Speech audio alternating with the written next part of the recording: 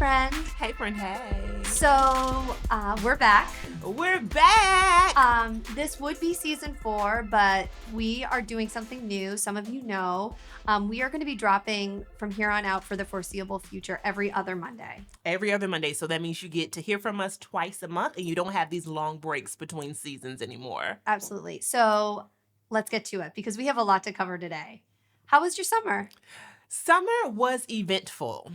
I did some traveling. My grandmama turned 80, and so we took her to Punta Cana. She had no idea where she was going. Isn't this amazing? My aunt had gotten her and my granddaddy's passports renewed earlier in the year, so they knew they were going somewhere, but they had no idea where.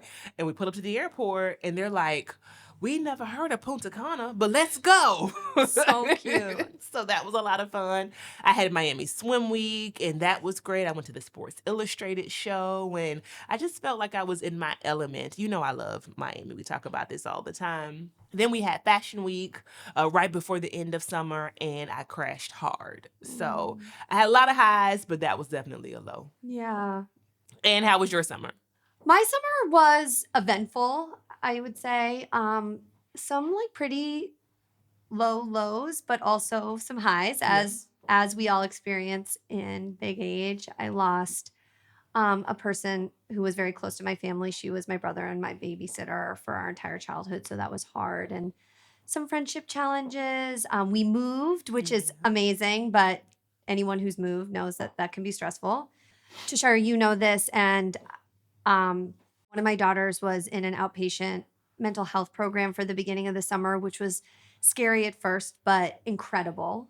She did so well. She did so well, which changed kind of how our summer looked, but we are so proud of her. And more importantly, she is so proud of herself and is thriving. And so I can't say anything but positive stuff.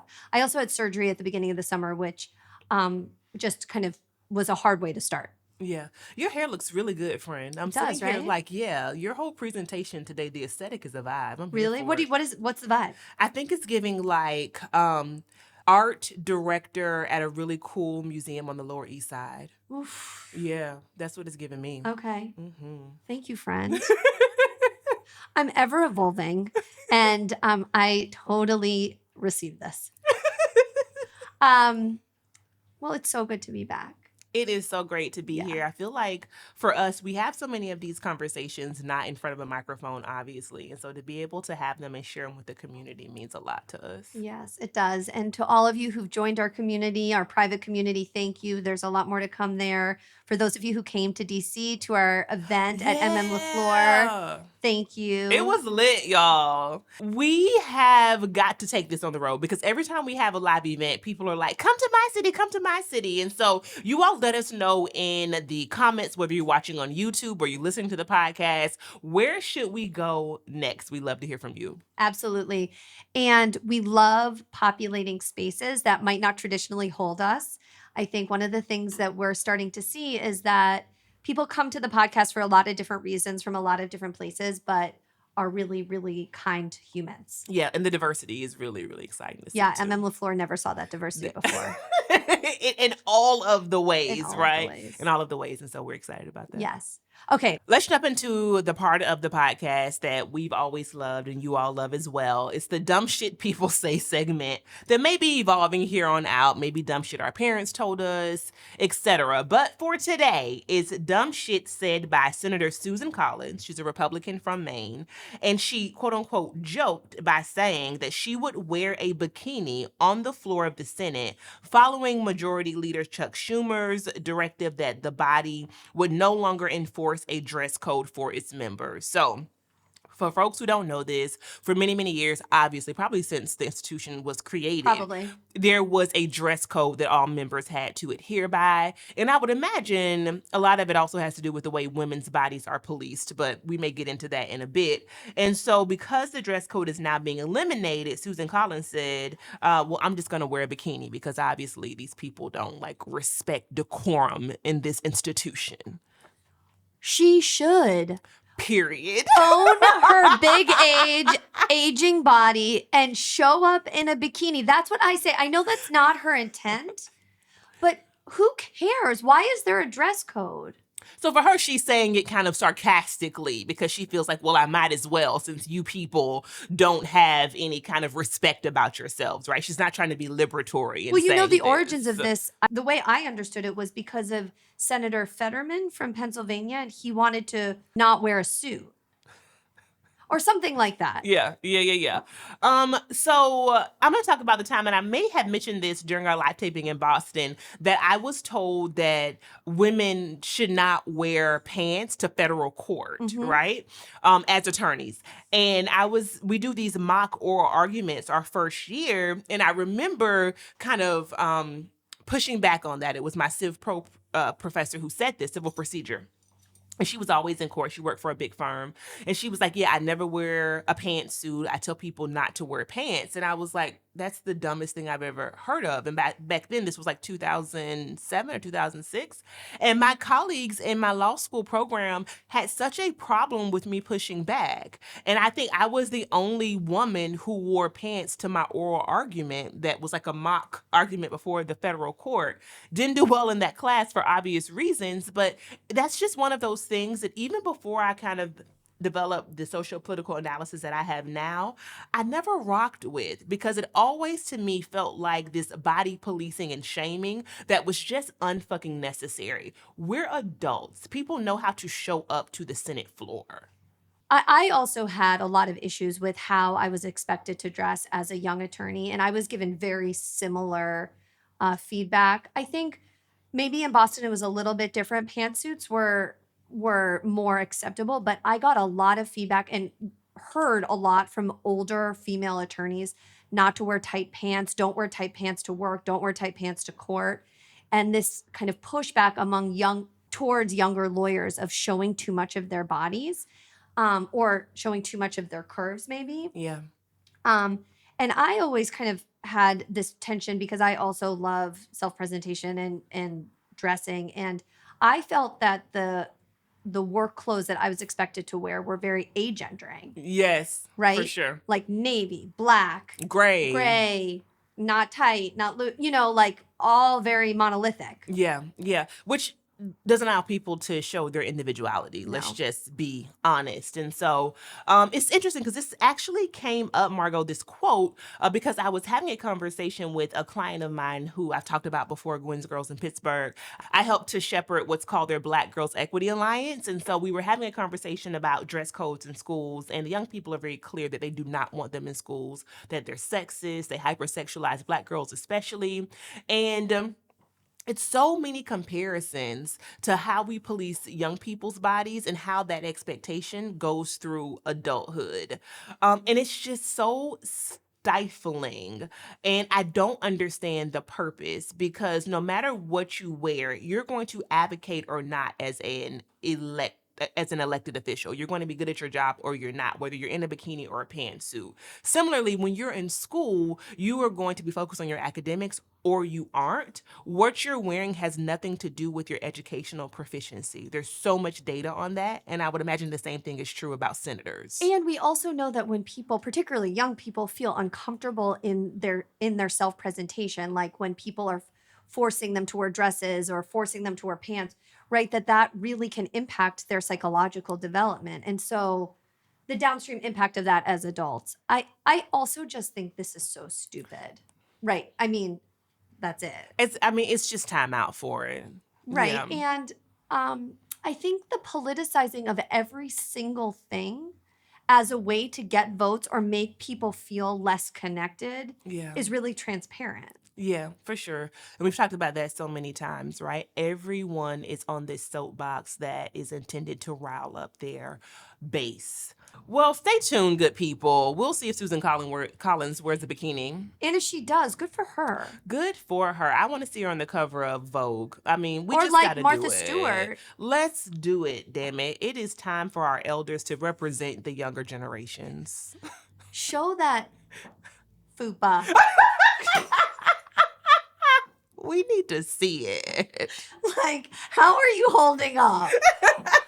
Right? Like, show us the assets, sis. Right.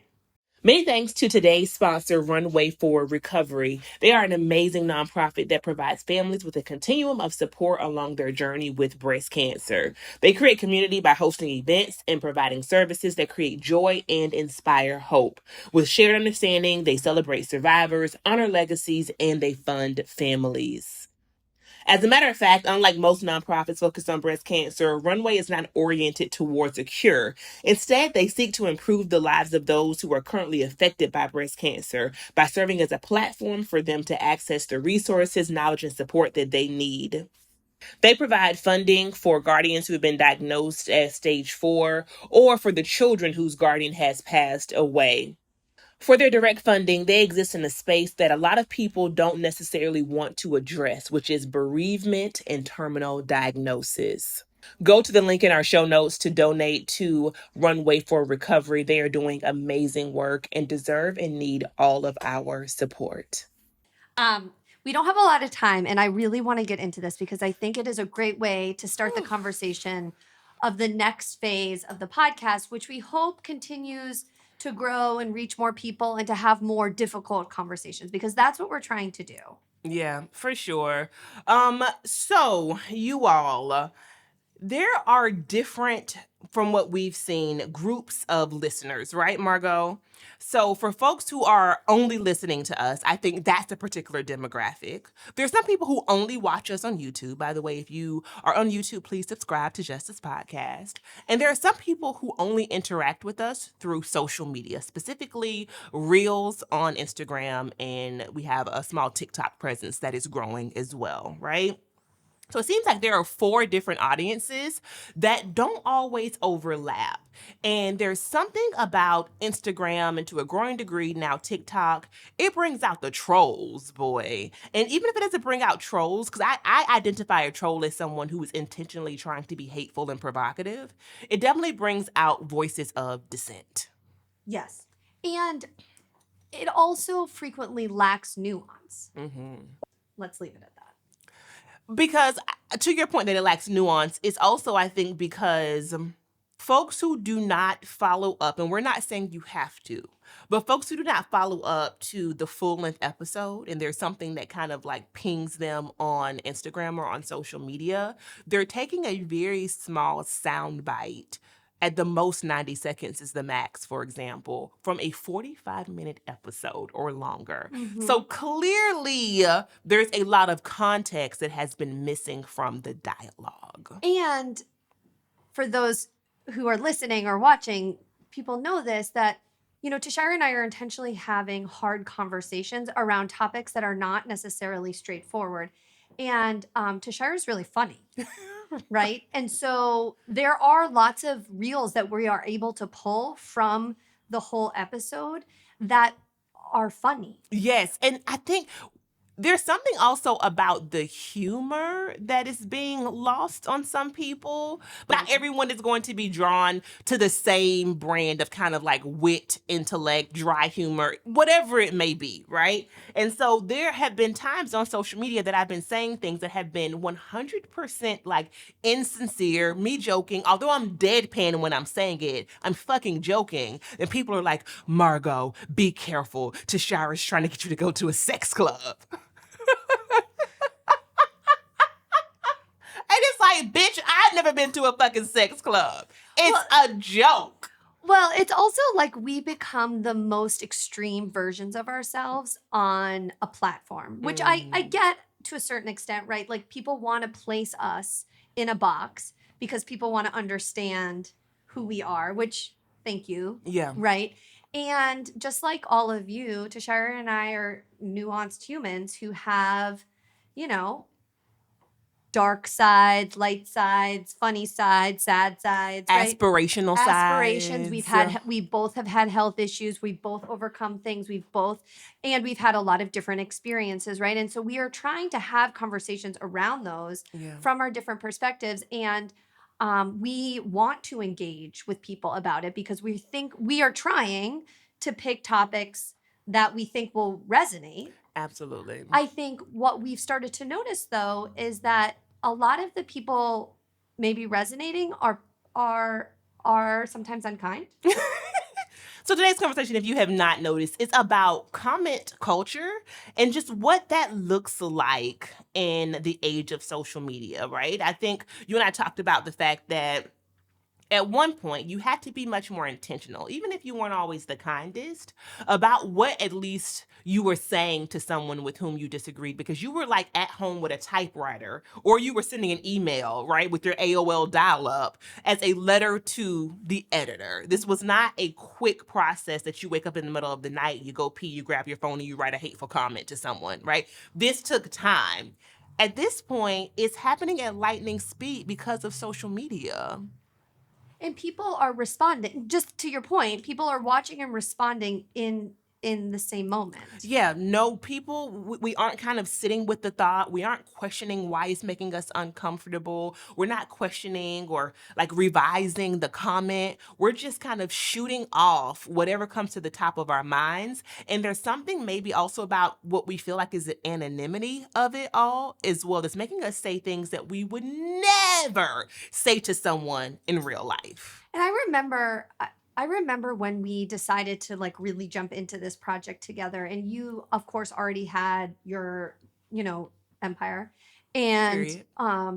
were very active on social media, and I was not. And you sat me down and you said, Margot, are you ready for people to come for you?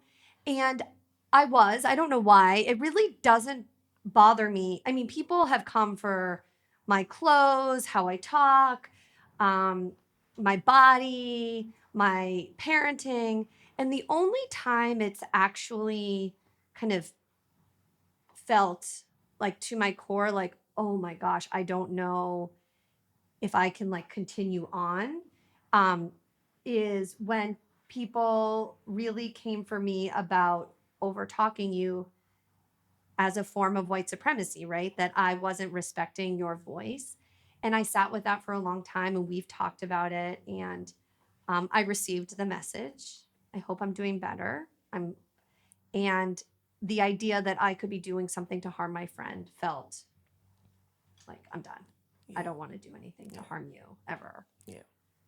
But I think there's also kind of all this stuff that we want to share with you guys, because I don't think people fully understand how people interact in the comment section. Exactly. And why? Like, tell us why.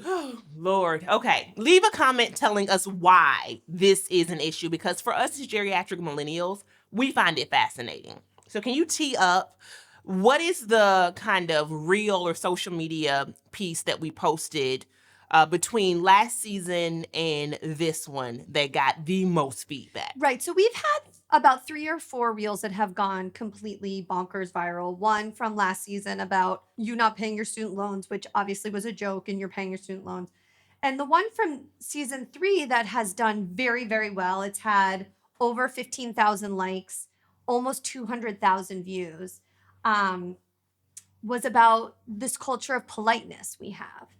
And the irony, and we're going to read some of the comments and dissect them. The irony of all of this to me is that this is a reel pulled from an episode that 99.99999% of people who watched it didn't even see, because this episode was only released to the private community. Right. Right. Wait, I don't even remember. What was the episode that it came from? Value of time. It surely was. It surely was. And it was about saying no and setting boundaries. It surely was. And how that is a process, and it evolves, and how we decide what our time is worth to us and to others. Yeah.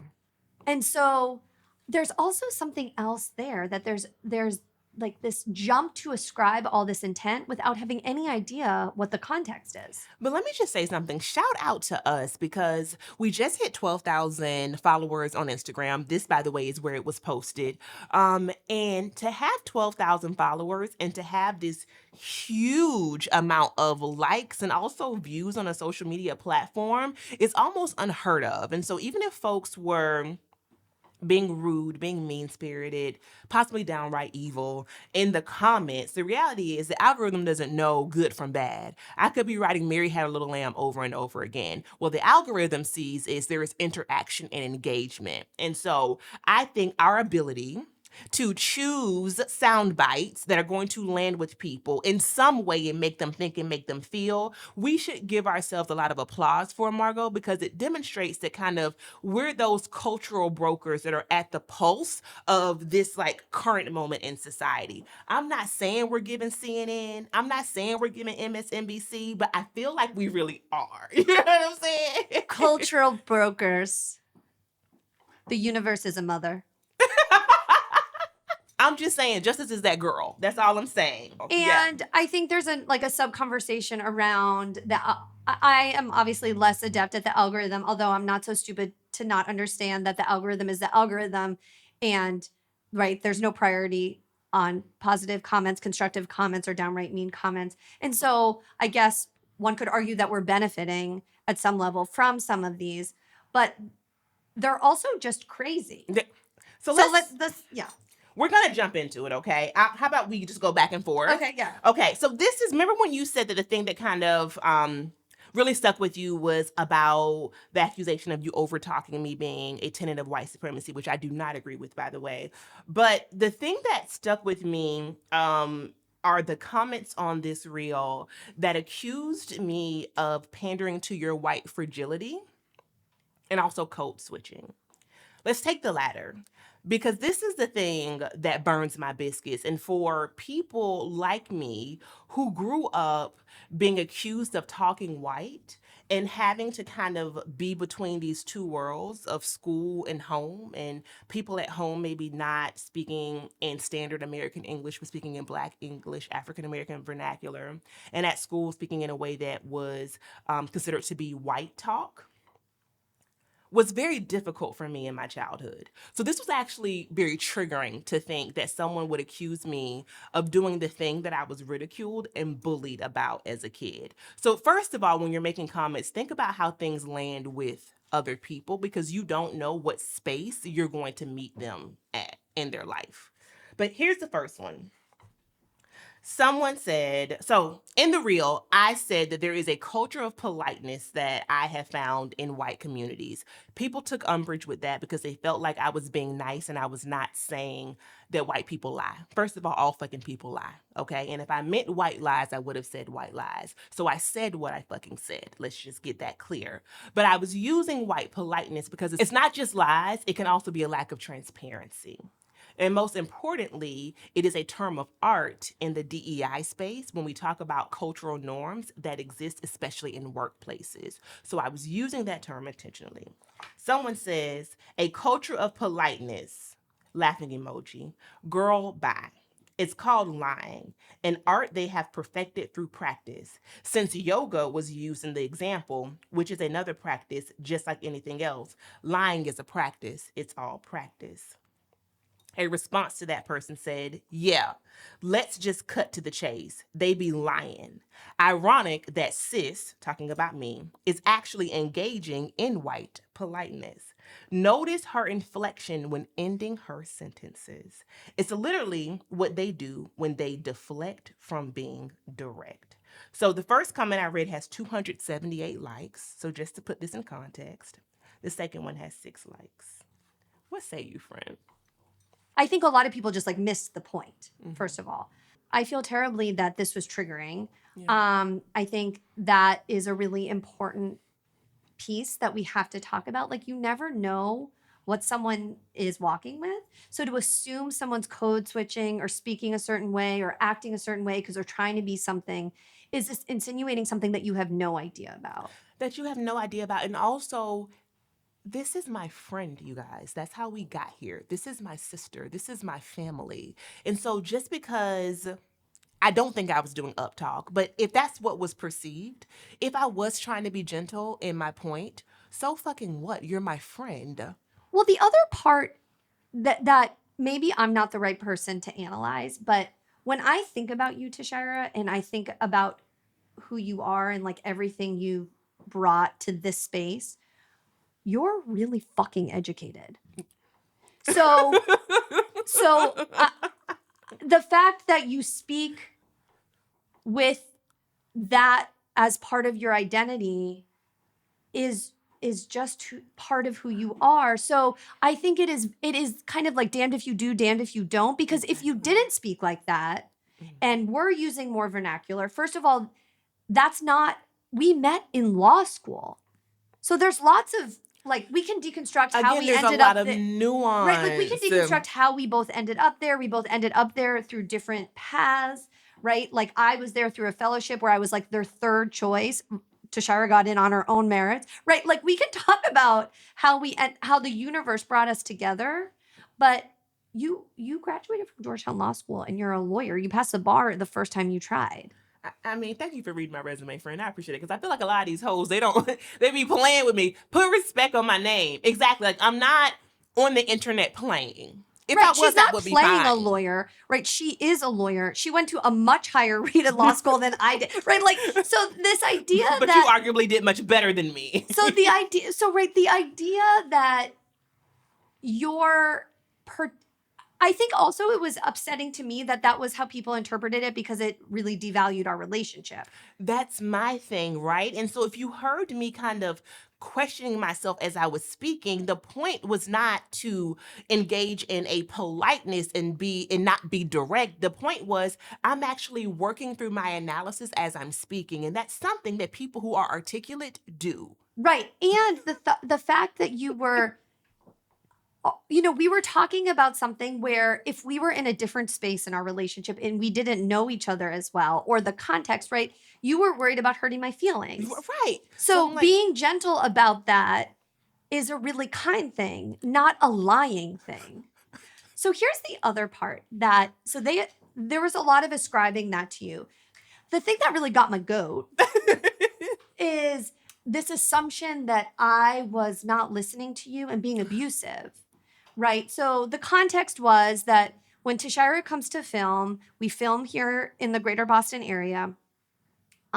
We are not yet at the point where we can put Tashira up in a 5-star hotel.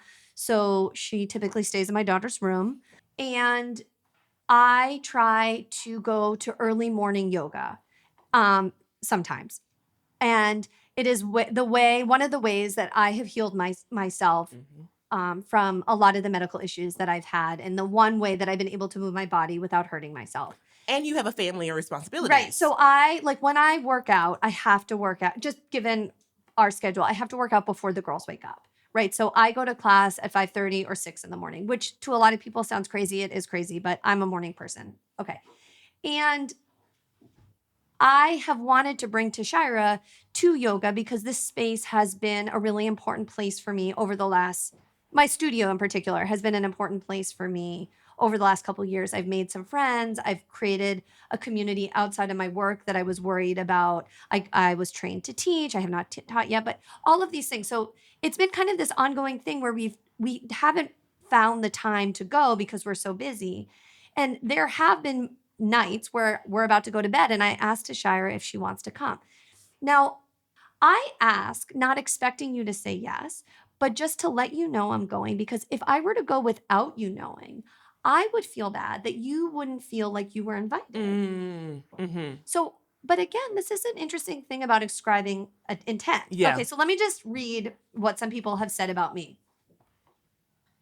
Why she keep asking her to 5 a.m. yoga when girl keeps saying no? That's a hostile act on repeat. Stop asking me.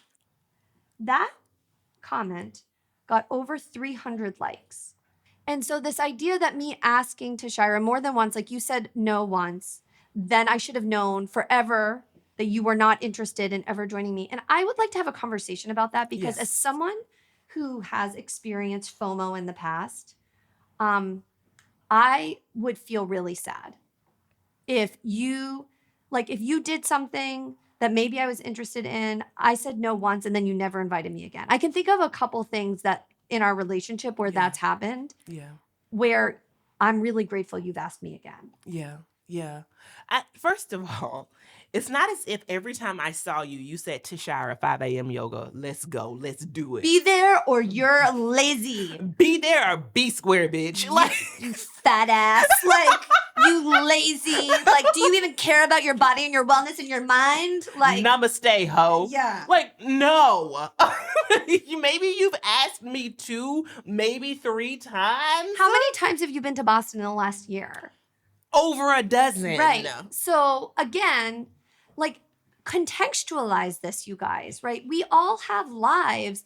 You know, Tashira and I see each other not that frequently, but when we do, we are trying to catch up on a lot of stuff. Yeah, exactly. And here's the thing about it too. Although I say no, it doesn't mean I won't ever go. It's just because there's so much going on, I'm usually exhausted. And I'm not as much of a morning person as you. By the time I wake up at your house, it's 7:30 and the house is in full go mode. You're on your second cup of coffee, you've written all the outlines for the episodes, you've read People magazine cover to cover, like you be on that shit. And I'm just like 4 breakfasts, 3 lunches.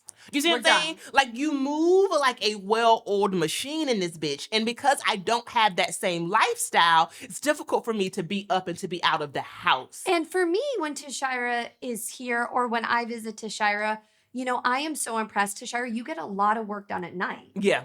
And I am just like non-functional past 8:30. Yeah. And so again, these are the contexts in which we live in our lived experience.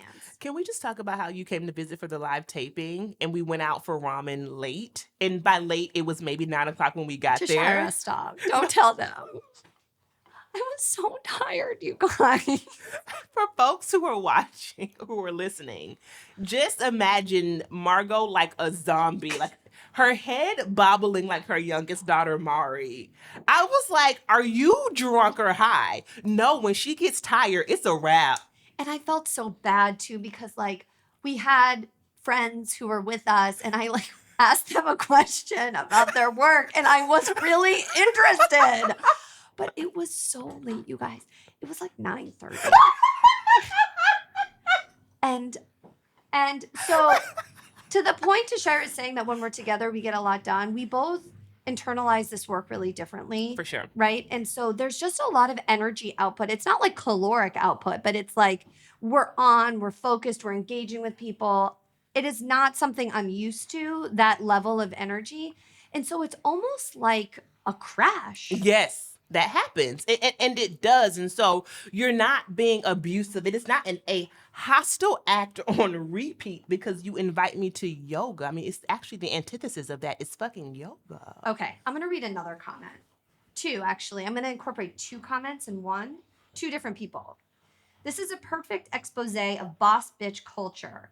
Talk soft with over-pronunciation to Whitey, but antagonize catty towards other sisters and treat black men like shit. What? And then one more, and then we can analyze. Her bald head ass, FOH. Fuck out of here. So let's deconstruct that. Woo! Okay, so the her bald head ass fuck out of here. It's just people who are misogynistic, who operate from a place of misogynoir, and who just find it, I guess, entertaining and soothing to their own egos to attack feminine presenting people on the internet. So there's that contingent, right? But then there are people that say these things like the other person, which is all of these like thoughts and I don't know, larger societal, what they perceive as issues, subscribe to a 1.5-minute clip on the internet, boss bitch culture, treat black men like shit. You don't even know me. And we weren't even talking about, we were talking about an interaction in our friendship. We are 2 women. The narcissism of interjecting, this seems to be a cisgender man, by the way, but the narcissism of interjecting, like, your kind of identity group into a conversation that has nothing to do with you. Nobody's even fucking talking to you nor about you. Yeah. But I've offended you in some subconscious way. So there's also this, so it is really interesting because of course it's hard to know who these people are. Are they, you know, and what are their actual beliefs other than sometimes being unkind? There are also a lot, by the way, of really kind, interesting comments. Amen, please. And Yeah. constructive, which Yes. I'm down for. Let's Yes. continue having this conversation. We can disagree, we can agree, we can have different experiences around a singular issue Yeah. clearly, right? Because we all have our own lived experience. So these are just some, but it does feel like a lot of the criticism or physical criticism of you and me has come from men. 100%. Both of these comments came from what appears to be cisgender men that Margot just read. So, yes, I think attacking someone's analysis, but doing so through what they look like tends to be something that I think is very male oriented on the internet in general, from what I've seen. Yeah, and it doesn't make any sense. So, what are you saying? That if you look different or you self presented differently, you could say this? Her Right? bald head ass fuck out of here. Like, if you had hair, you could have this analysis? And also, there are many people who struggle with alopecia. I've gone through chemo before. Once again, going back to you never know what brings someone to whatever clip you're seeing on the internet. You don't know how they're situated in the world, what they're going through. So to make a comment about my physical appearance is so fucking unnecessary. And it's also something that we're trying to actively combat through this medium, right? We are talking about big age, deconstructing some of these social rules that have been placed on us, spoken and unspoken. Yeah. We're trying to be creative and self present as the way we want to show up in the world. Absolutely. Yeah. So if that bothers you, then don't watch. Then don't fucking watch. And most importantly, because I think a lot of the comments, just it has to be right numerically because of the number of followers we have versus likes and views, are coming from people who know nothing about the platform. They have not self-selected to be a part of our community. And so what I would say is if we end up on someone's explore page and they disagree, why are you taking the time to comment? That is the thing about comment culture that is so perplexing to me. Like, why waste your time? If you don't like something, move on. Swipe on. But I'm also interested in having some of these conversations, but not from a place of mean or like malicious intended speak. Exactly. Right? Yeah. So I can hear like, okay, maybe I should know better. Like Tashira's not a morning person. I shouldn't ask her to go to yoga if I go to an afternoon. I mean, it's the whole frame of this is so stupid. But like, I can receive that, right? Yeah. I know you're not a morning person. I shouldn't ask you to morning yoga. Yeah. I receive that. I won't ever ask you again. But that could have been the feedback.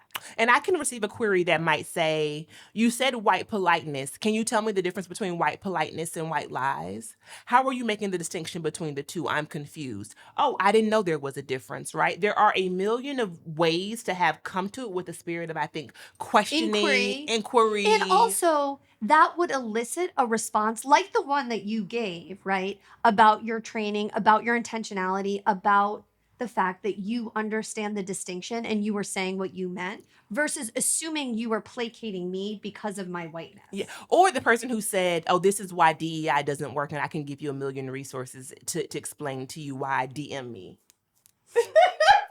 Bitch, do you know who the fuck you talking to? Like, Margot just ran my resume. I don't need for a person on the internet who teaches yoga, by the way. I went to her profile, so that was very interesting to me because she just kept at it in the comments, right? Like, I had to block her because it went on and on and on. Not to say yoga teachers cannot be brilliant, of course, but I am trained in what I do. I spent time as a community organizer while I was even in law school, right? I taught a political education class for years, y'all. I'm not playing on the internet. I might be humorous in my delivery, but my analysis is fucking concrete. And it's what we do. It's what we do for a living. We have these hard conversations about what it means to be an ally, a co-conspirator, language, holding someone's space for someone's experiences, what it means to show up to work as your full self. Exactly. And so again, if you don't know us, you are taking what we've said completely out of context of one, the conversation, but two, out of our full humanness and who we are as people. And maybe it's too much to expect someone to be able to do that on the internet. So my question, Margot, is what are the rules of engagement? Like, if we had to sit down in front of a group of people, I mean, we are virtually, what would we like to see? So I think we would like to see serious inquiry Yeah. and thoughtful inquiry. But wait, there's one more. Oh, yeah. Read this one, please, girl. Good Lord. Why does race even have to be mentioned? It's called taking care of yourself and setting a boundary. It's not that hard. You're right. Race doesn't have to be mentioned. I think I would ignore the decimation of Native populations and the colonization of this country. I think we should ignore enslavement and the Ma'afa.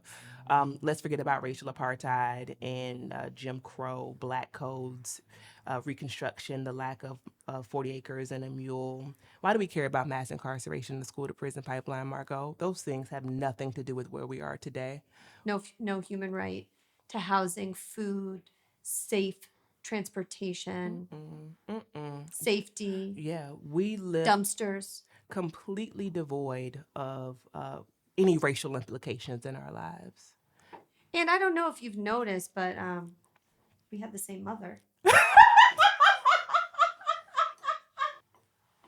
Dude, our podcast is about our friendship. One of us is black and one of us is white. We're having hard conversations about race and gender in America. Period. That is part of the platform.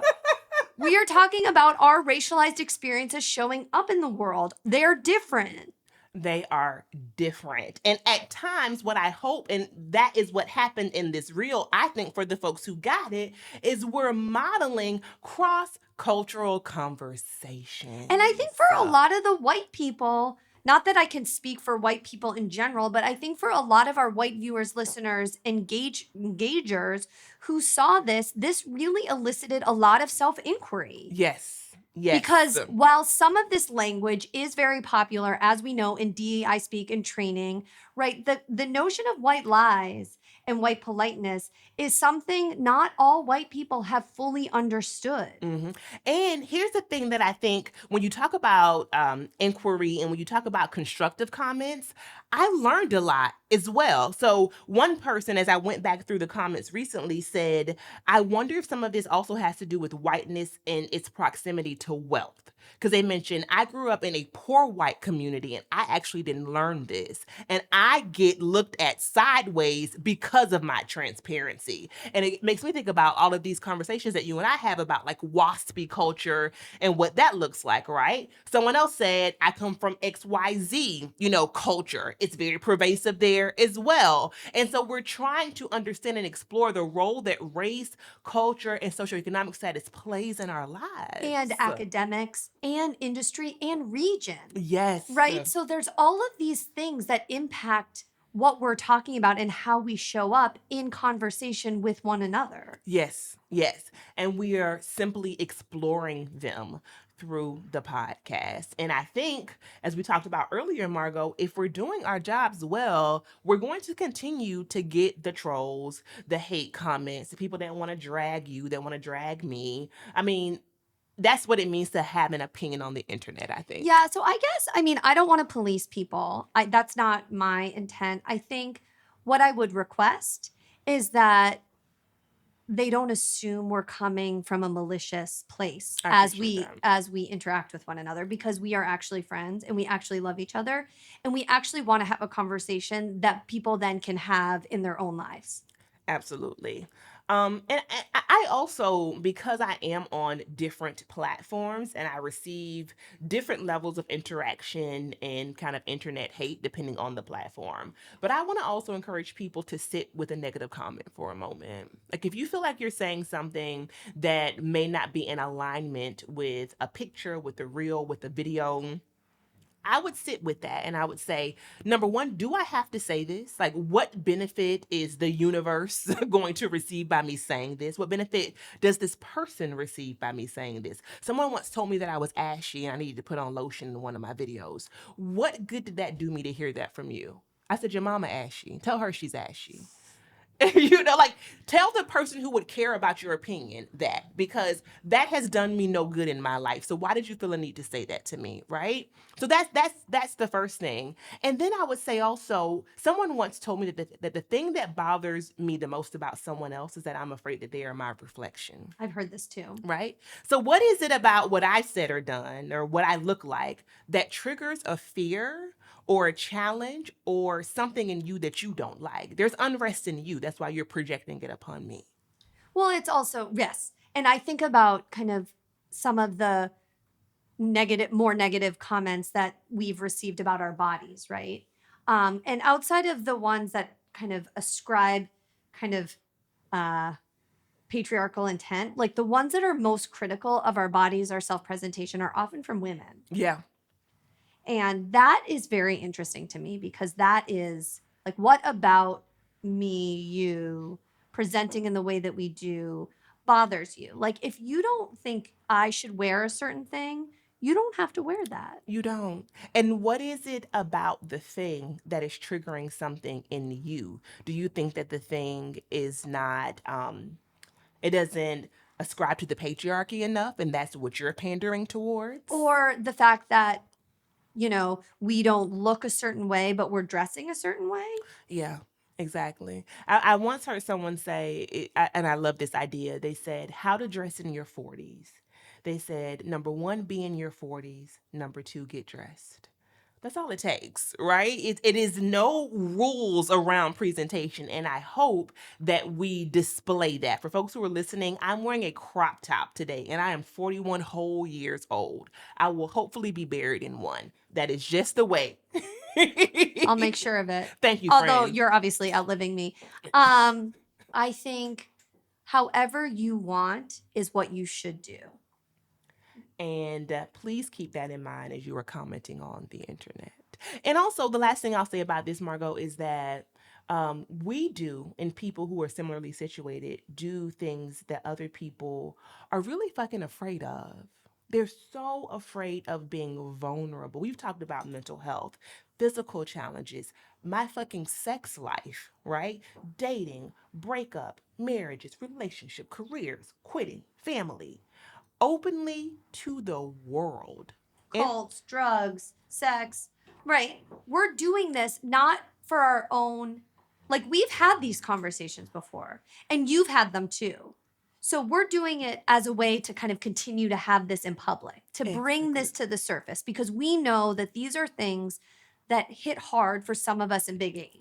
And that we're not talking about it enough. And I think it takes a lot of courage and vulnerability to be on any platform. I don't care if you're, in your bedroom at night writing a blog post that 10 people read. At the end of the day, you are putting yourself out into the world. And so shout out to people who are doing this type of work and who are exposing themselves in this way because it's not easy and we see you. And I think what Margot and I are asking for is just a little bit more of like critical thinking and kindness. That's all. That's all. I mean, I think to that point, Tashira, right? Like this next phase of the podcast is going to dive even deeper into some of those harder to talk about subjects, right? Like I'm about to get my ovaries removed. I'm going to be on HRTs. I'm bringing that to the conversation because a lot of women in big age have to deal with having surgical menopause, right? It's not what anyone like grows up thinking is going to happen. Yeah. Right? I'm going to have a revision of my breast surgery that went a little awry. Again, like it's not that I want to share this with the world, but I've experienced something that I think will be of value in this very specific way. Yeah, and for me, sharing also gives meaning to a lot of my struggles. I think it's a way, and I'm not saying this is for everyone, but the way that my spirituality is set up, I have to give purpose to the pain to keep on going. And so that is I'm why gonna I share. show everyone how you don't have to have a dry vagina.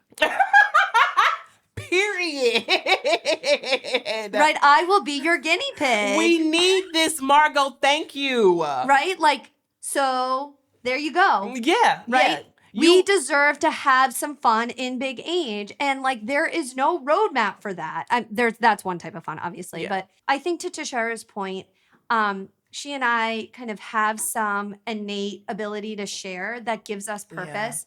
That is not about fame or acclaim. It's more about if we can share and have these conversations that are not hard for us to have, that it can make it easier for someone else, then we're doing our service. Yeah, absolutely. Absolutely. And that's what it's about. Our platform is mission driven and we don't always get it right. No. But, you know, again, folks will put respect on our names because I get a clap back a quarter. And you know, Margot, my mouth is real reckless and I be trying to rein it in. But I actually have a TikTok that went viral that a lot of other content creators would never say, but behind the scenes, they've been like, thank you so much for saying it. Where I was like, I'm not made for the internet, I'm made for the streets. I will pull up on you. Keep on with the who rah rah rah shit, and it's gonna be a motherfucking problem. And one thing I know is that I do not play about people I love. So I would urge people to be mindful of what comes out of your mouth about Margot Catherine Lindauer. And that's the that on that. Wow, no one's ever pulled up for me before. Because I will pull the fuck up, turn on your location. Right, okay. Yeah. But we don't believe in guns. We don't believe in guns. We don't. And when I say pull up, I mean that metaphorically, yeah. of course. Yeah. Yeah. Thank you. Thank you, good people. It feels so good to be back. And I just can't wait for all that we have in store for people, especially with these bi-weekly episodes, right? So if you have topic ideas, questions, put them in the comments. We're always actively creating ongoing episode topics. So if there's something that we haven't touched on or you want to follow up on, let us know. Let's get ready. Let's do it, y'all. Have a good week, everyone.